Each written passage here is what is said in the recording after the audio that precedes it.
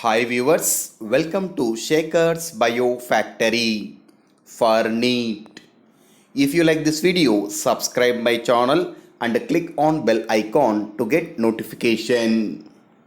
In this video, I am going to explain one of the topic in respiration in plants. It is the respiratory balance sheet in both aerobic and anaerobic respiration. In aerobic respiration, energy it is released from respiratory substances. At this time, glucose it acts as a main respiratory substance in both aerobic respiration and anaerobic respiration. But in aerobic respiration, due to complete oxidation of glucose, it releases more energy than anaerobic respiration, and the amount of energy released from respiration is calculated as number of ATP produced in both aerobic and anaerobic respiration. In aerobic respiration, one glucose molecule it is completely oxidized to release more amount of energy, and this aerobic respiratory process it occur in four steps. In this, the first step is glycolysis, second step is oxidative decarboxylation, third step is Krebs cycle, and fourth step is oxidative phosphorylation or electron transport. In glycolysis, totally two ATP molecules are utilized in two reactions. In this, the first reaction is glucose when it converts into glucose 6 phosphate. At this time, it utilizes one ATP molecule, and fructose 6 phosphate when it converts into fructose 1,6 bisphosphate. At that time also one ATP molecule is utilized. Along with this, in glycolysis, two NADH plus H plus molecules are produced in following reaction. In this, two molecules of glyceraldehyde 3-phosphate. It converts into two molecules of 1,3-bisphosphoglyceric acid. At that time, we can observe the formation of two NADH plus H plus molecules.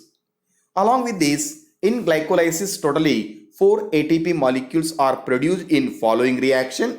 In this, the first reaction is 2 molecules of 1,3-bisphosphoglyceric acid. It becomes into 2 molecules of 3-phosphoglyceric acid and produce 2 ATP molecules. And 2 phosphoenol pyruvate molecules converts into 2 pyruvic acid by producing 2 ATP molecules. In this way, in glycolysis, totally 4 ATP molecules are produced.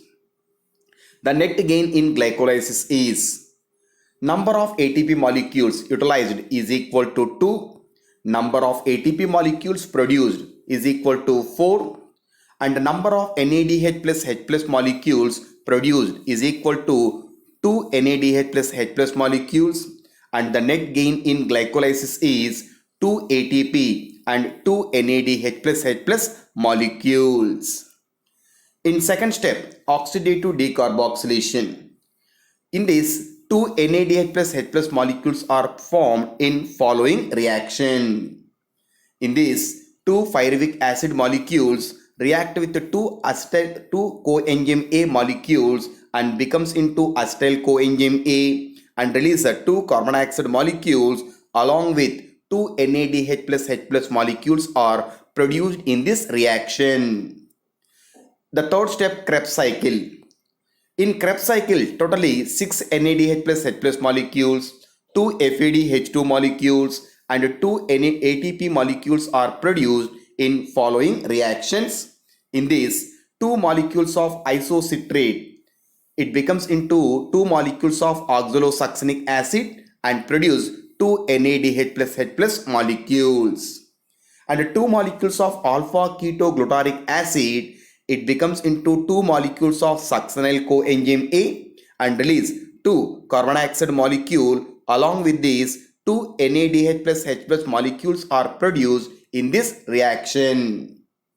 The third reaction is 2 molecules of malic acid. It becomes into 2 molecules of oxaloacetic acid and produce 2 NADH plus H plus molecule. In this way, in this 3 reaction, totally 6 NADH plus H plus molecules are produced. In one of the reaction, like 2 molecules of succinyl coenzyme A, it becomes into 2 molecules of succinic acid and produce 2 ATP molecules.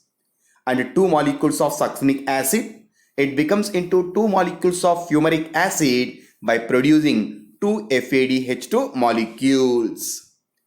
And fourth step is oxidative phosphorylation or electron transport. In this oxidative phosphorylation, both NADH plus H plus and FADH2 molecules are converted into ATP by electron transport mechanism. In this electron transport, due to oxidative phosphorylation from each NADH plus H plus molecule, totally 3 ATP molecules are produced, and from each FADH2 molecule, 2 ATP molecules are produced. In the respiratory balance sheet, totally 4 ATP molecules are produced in glycolysis, but 2 are utilized. But the NADH plus H plus molecule produced in glycolysis can produce only 4 ATP molecules, because whenever the NADH plus H plus molecule which is formed in cytoplasm of the cell, when it enters into mitochondrial matrix for electron transport, at this time 2 ATP molecules are utilized, so that the NADH plus H plus molecule produced in glycolysis, it gives only 4 ATP from 2 NADH plus H plus molecules. From oxidative decarboxylation, 6 ATP molecules are produced. From Krebs cycle, 2 ATP molecules are produced. And from 6 NADH plus H plus molecule, 18 ATP. And from 2 FADH2 molecule, 4 ATP molecules are produced. Totally 36 ATPs.